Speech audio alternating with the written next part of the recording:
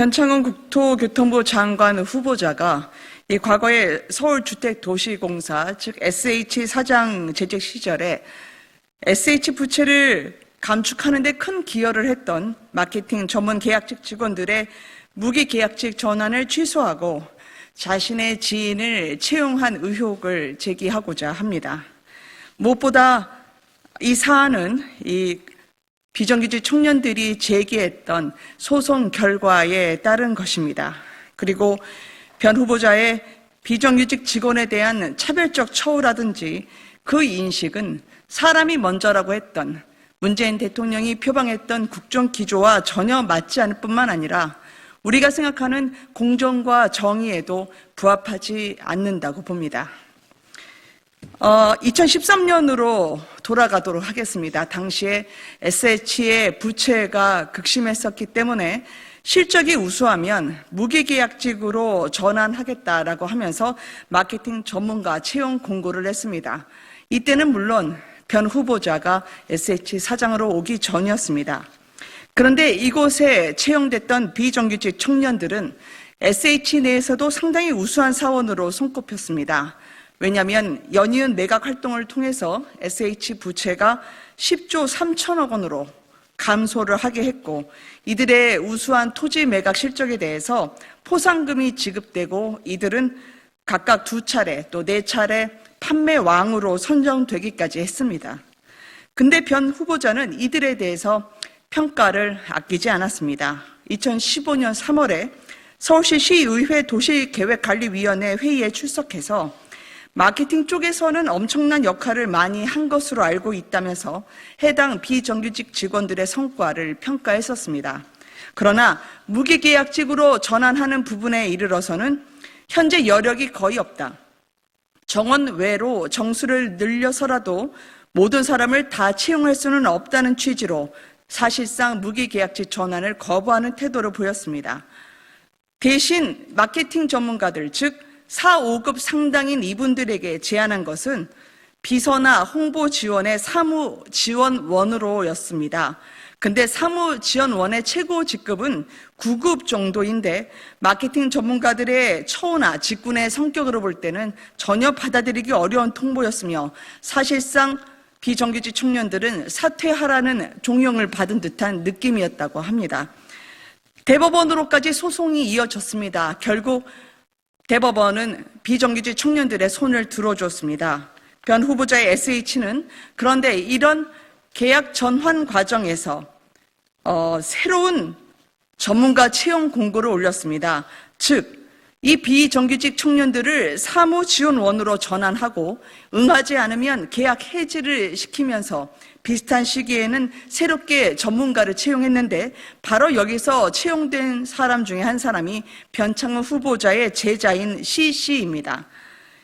이 C씨는 변창흠 후보자의 세종대학교 제자로서 변창흠 후보자와 상당수의 보고서를 같이 쓰고 김수현 사단으로 일컫는 공간환경학회에도 여러 편의 학술지를 제출한 후배입니다. 계약을 해지하고 지인을 채용한 변 후보자의 행동은 국민 혈세를 쌈짓돈처럼 썼다는 논란을 불러일으키기에 충분하다고 생각합니다. 특히 비정규직 청년들의 요즘의 상황이 어떻습니까? 정규직과 일은 동등하게 하면서도 처우는 부당하지 않습니까? 공기업과 부처의 수장이라면 당연히 자질과 도덕성에 직결되는 문제입니다. 해당 비정규직 청년들은 뛰어난 성과에도 불구하고 채용 공고 때와는 달리 고용 불안이 진행되자 내내 극심한 고통에 시달렸다고 합니다. 약자인 비정규직 청년들에 대해서 변 후보자가 공정과 정의를 저버린 사례들을 저희가 계속 지켜보고 있습니다. 잇따라 들어오는 제보도 저희가 알려드릴 수 있는 상황이 되면 발표를 할 예정입니다. 저희가 변창흠 국토교통부 장관 후보자의 발언록을 보다가 2016년 5월 숨진 구의역 김군 사고를 두고 김군 개인 과실로 일어난 듯한 취지의 발언을 해서 다시 한번 들여다보게 됐습니다. 당시에 변 후보자는 2016년 6월에 개최된 부장회의에서 구의역 김군 사고와 관련해 정말 아무것도 아닌 일이라고 규정하고 사실 아무것도 아닌데 그 김군이 조금만 신경 썼으면 아무 일도 없는 것처럼 될 수 있었다는 취지로 이야기를 했습니다.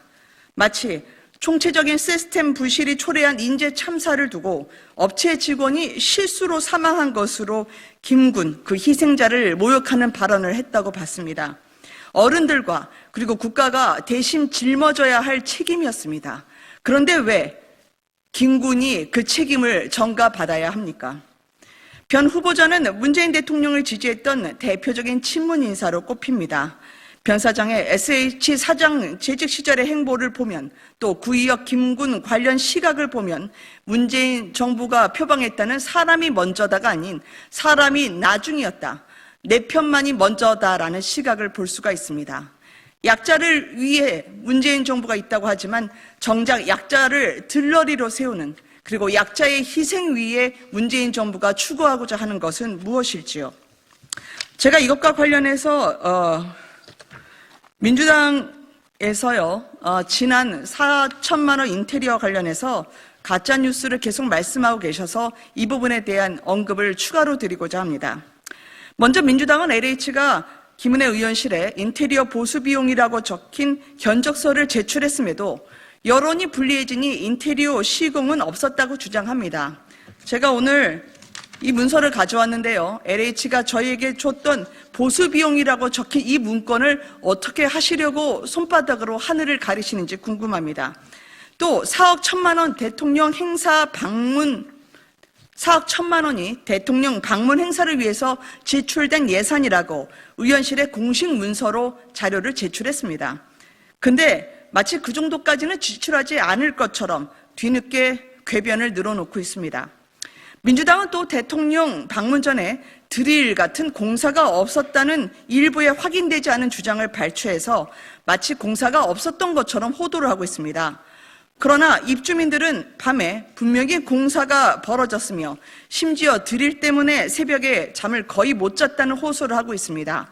이틀 전에 그러니까 16일에 방송과 신문의 현장 취재를 통해서 또 오늘 석간 보도를 통해서 단체 주민들이 오히려 공사가 없었다고 호도하는 일부 현장 소장의 말을 반박하고 싶다라는 심경을 전한 기사로 확인하실 수도 있습니다.